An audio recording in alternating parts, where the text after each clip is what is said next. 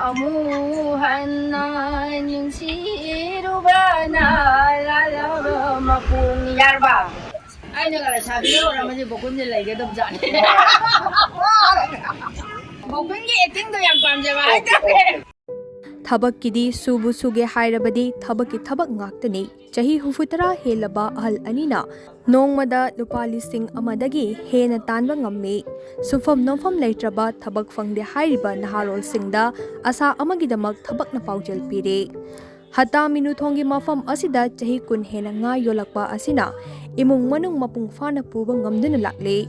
icha sing yolak thalakpa hendoktuna isu singi mafi maro leiba lairik laishu leiba tamba fauba isana hotnejai haina chauthokna momon nokna paudam lakle new tv ga akhanna unabada hotnaba kanba mipal tangdana hingnaba hotnabana fidam ningai oina napal ga lunena hingba ngami haibado maithongda tariba mamina utle chahi humfutara helaba helabi kanagumba singna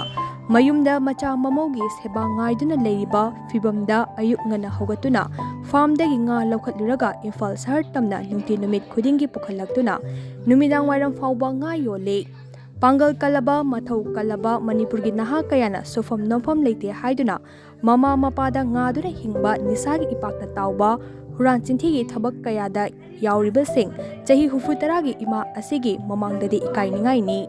Imaga North East Window ga sanaba awan nungai gi wari matek ama Senaba awan nungai haibade gari accident thokpasu yawi naw tongal lakpada naw laktana yanggoi khongbanda kaya awaba thengnagi siramdogba sihowdadra halabane khoje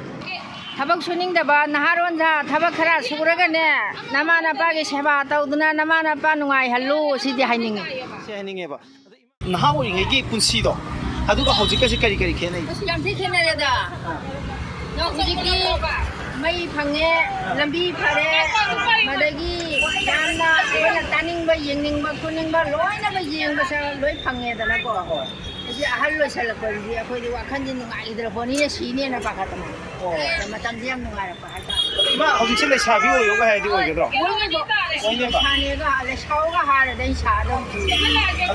lai sabi si oire khalase ba kari tawni hanbada adudadi aina ga pong hai da chatkedawba jidi hai dana adana amuk hanjanne haradi